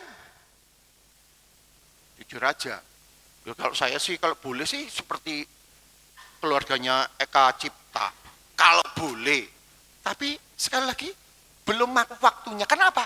Ketika bicara titipan itu bicara kesanggupan. Setuju? Ketika bicara titipan itu bicara kesanggupan. Makanya Matius 24, 5 talenta. Saya pernah singgung ya. Ada yang enak mana? Enak mana? 1, kemudian berapa? 2 sama 5. Enak mana? Ayo, pilih. Ayo. Enak mana? 1, 2 atau 5? Kalau 5, tanggung jawabnya harus apa? Bisa mengembangkan 5. Apa? Amin. Enak mana, Pak? Kira-kira enak mana, Pak?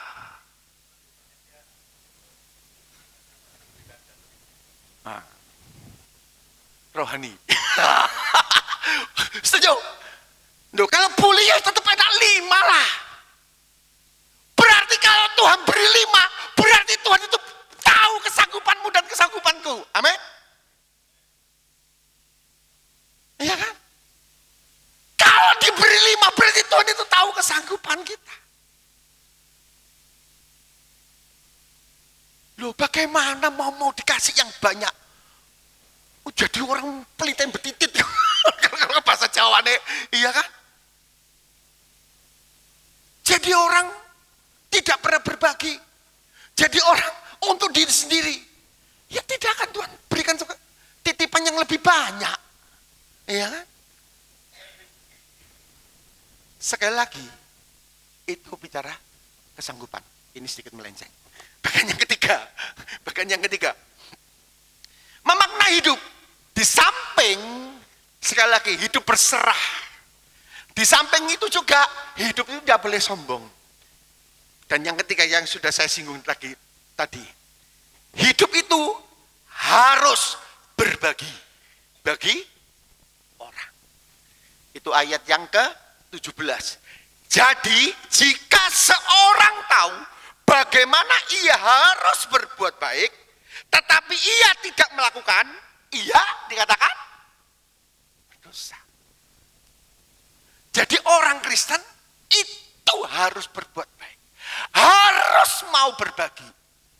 Relatif. Saya katakan relatif. Ya kan? Berbagi itu tidak harus banyak dan harus tidak berupa uang. Relatif. Tetapi secara prinsip kekristenan itu harus berbagi. Mau dikatakan punya atau enggak punya, harus berbagi. Sebab apa?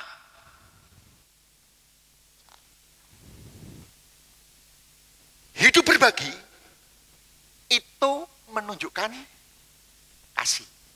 Ya kan? Yang pertama. Yang kedua, hidup berbagi itu merupakan ciri khas kekristenan. Jadi, hidup berbagi itu merupakan suatu ciri khas kekristenan. Dan berbagi itu merupakan suatu tindakan nyata dari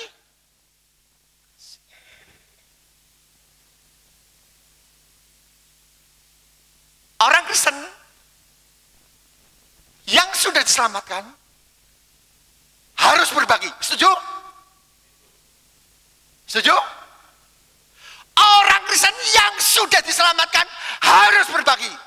Katakan amin. Amin. Yakobus berapa yang mengatakan iman tanpa perbuatan adalah mati. Berarti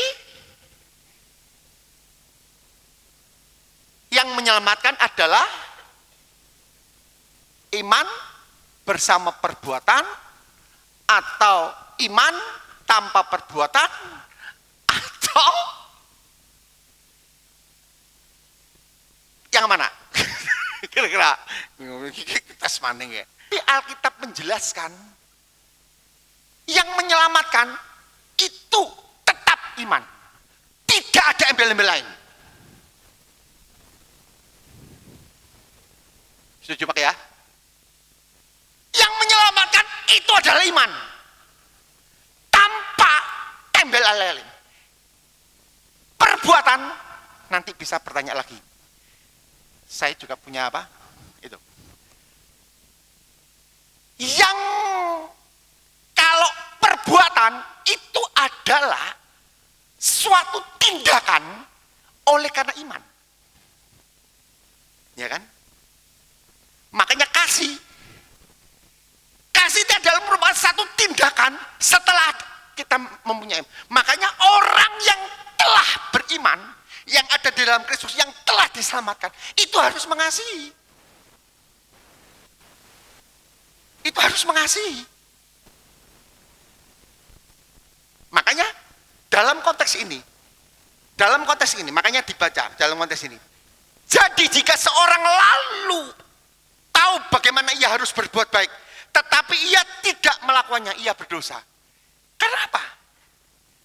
Berarti engkau mengerti iman, dituntut harus berbuat baik, tetapi tidak berbuat baik, makanya dikatakan dosa. Kenapa? Iman itu harus berbuah yang namanya salah satunya berbuat baik. Nanti yang kurang jelas bisa kita diskusi lagi. Karena sekali lagi, yang menyelamatkan, makanya kasih anugerah, itu dimulai apa? Dari iman. Makanya ketika bicara, memaknai hidup.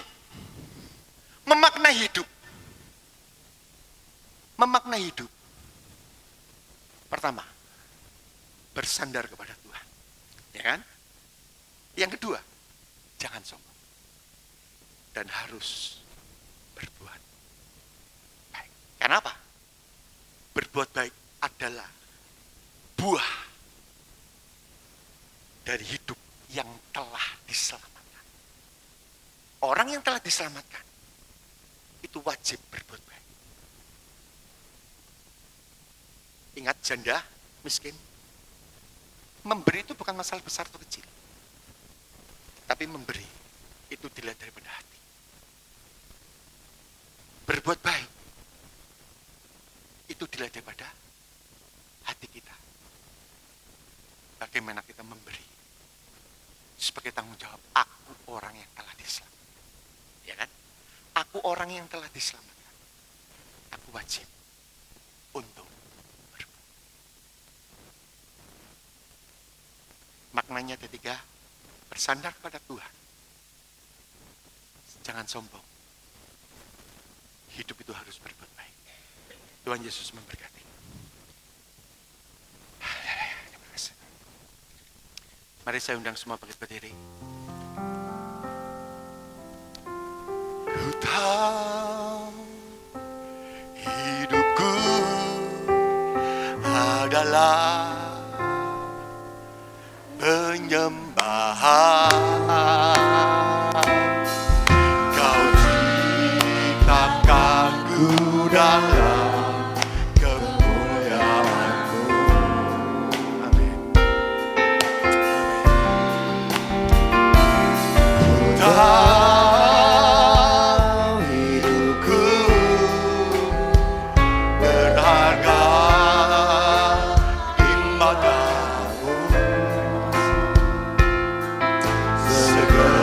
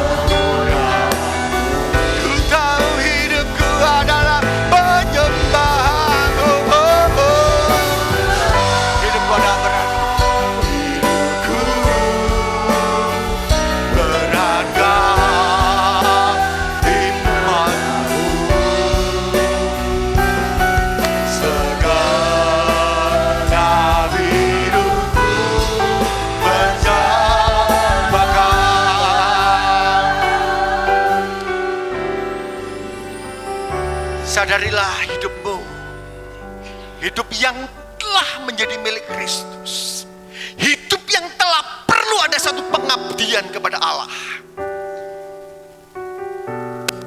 Hidup harus ada pimpinan dan penyertaan Tuhan. Hidup jangan sombong. Hidup kita harus berbuat baik. Karena itu Allah yang sedang mau dalam kehidupan kita.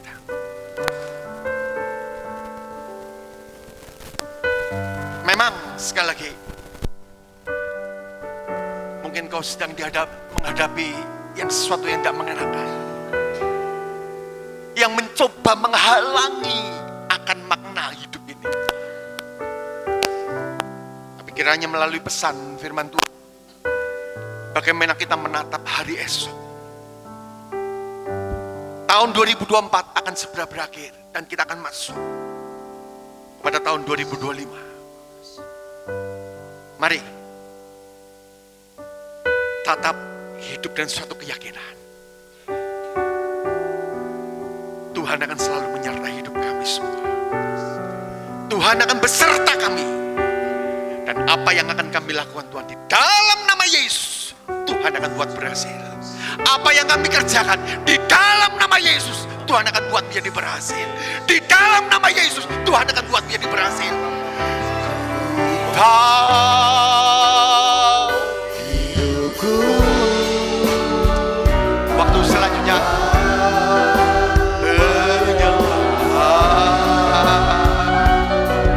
Kau ciptakanku dalam kemuliaan-Mu.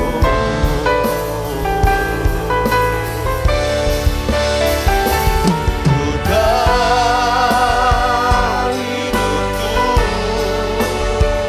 berharga di mata-Mu. Segenap hidupku persembahkan. Oh, ku tahu hidupku adalah persembahan.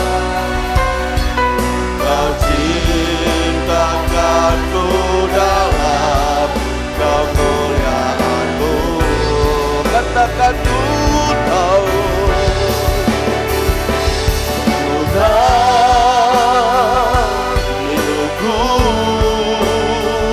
berharga di mata-Mu. Segenap hidupku persembahkan. Segenap hidupku persembahkan. Katakan segenap hidupku, segenap hidupku persembahkan. Berikan sorak-sorai bagi Tuhan. Katakan haleluya. Terima kasih Tuhan. Terima kasih Yesus. Terima kasih Bapa, terima kasih. Kami percaya Engkau ada di tengah kami. Lihat kuasa-Mu yang kudus melawat setiap kami umat-Mu dalam ibadah kami pagi hari ini. Kami bersyukur Tuhan, Engkau sudah memimpin dari awal, pertengahan sampai di penghujung ibadah kami. Apa yang kami lakukan dalam ibadah ini hanya satu kerinduan kami, yaitu untuk hormat kemuliaan bagi nama-Mu. Pujian-pujian yang telah kami naikkan dan juga penyembahan-penyembahan kami serta korban syukur kami, apapun itu Tuhan, biarlah di dalamnya nama-Mu yang ditinggikan. Demikian juga pesan firman-Mu yang telah kami dengar, berbicara tentang menatap hari akan datang, hari esok, supaya kami tetap terus ya Tuhan Yesus hidup takut akan Tuhan. Kami mau terus mengandalkan Tuhan. Kami mau hidup mau terus berserah kepada Tuhan. kami dijauhkan dari segala tingkah laku kami yang sombong dan angkuh di hadapan Tuhan. Selagi kami ada di dalam dunia ini, selagi kami diberikan kemampuan, biarlah kami dapat melakukan perkara-perkara yang baik, yang di dalamnya Engkau ditinggikan dan orang lain boleh diberkati. Dan pagi hari ini Engkau yang meneropong hati kami masing-masing. Engkau yang melihat hati kami masing-masing. Oleh karenanya Tuhan, apa yang telah kami dengar pagi hari ini firman-Mu, biarlah firman itu termaterai di hati kami, agar firman Tuhan yang hidup itu menuntun langkah kami untuk mengakhiri tahun 2024, dan kami akan memasuki tahun yang baru, tahun 2025. Hati kami yang tetap terus berharap dan berserah penuh kepadamu. Terima kasih Tuhan, berkati hamba-Mu yang sudah menyampaikan isi hati-Mu. Engkau terus melengkapi, Engkau terus memberikan kuasa, hikmat-Mu, supaya Engkau terus memakai hamba-Mu menjadi alat yang indah, menjadi alat yang luar biasa. Dan rekan-rekan kami yang sudah ambil bagian dalam pelayanan ibadah ini, Engkau terus melengkapi dan mengurapi, supaya pelayan mereka selanjutnya, khususnya untuk nanti sore dan pelayan yang akan datang, Engkau memakai mereka menjadi alat yang luar biasa. Sebentar kami akan berpisah satunya lain, kami akan kembali pulang ke tempat kami masing-masing. Kiranya tuntunan penyertaan Tuhan, pengawalan Tuhan melalui malaikat-Mu yang terus Tuhan nyatakan bagi kami umat-Mu, agar setiap kami boleh kembali pulang, tiba di rumah masing-masing dengan tidak kurang suatu apapun. Kami boleh berkumpul keluarga kami, boleh menikmati sukacita Tuhan, damai sejahtera Tuhan yang Tuhan limpah-limpahkan bagi kami semuanya. Terpuji-pujilah nama-Mu, dalam nama Tuhan Yesus Kristus kami sudah berdoa dan bersyukur untuk berkat Tuhan yang Tuhan sudah curahkan bagi kami dalam ibadah kami pagi ini. Saudaraku kekasih dalam Tuhan, percayalah bahwa Allah ada bersama dengan kita. Arahkan hatimu dan angkat kedua tanganmu. Kita pulang dan terima berkat pada Tuhan. Tuhan memberkati setiap kita yang hadir dalam ibadah pagi hari ini. Tuhan juga yang sentiasa menyatakan perlindungannya bagi kita sekalian. Tuhan menyinari setiap kita dengan wajahnya dan memberikan kasih karunia. Tuhan juga yang menghadapkan wajahnya kepadamu dan memberikan damai sejahtera. Karena itu kekasih-kekasih Tuhan, pulanglah dengan penuh sukacita, dengan membawa berkat rahmat Allah yang berlimpah-limpah, serta kasih sayangnya yang sempurna di dalam Tuhan kita Yesus Kristus. Demikian persekutuan yang indah di dalam kuasa Roh Kudus yang selalu menyertai kita sekalian hari ini dan sampai selama-lamanya. Yang percaya dan diberkati oleh Tuhan, pagi hari ini kita berkata amin. Tuhan Yesus memberkati kita sekalian.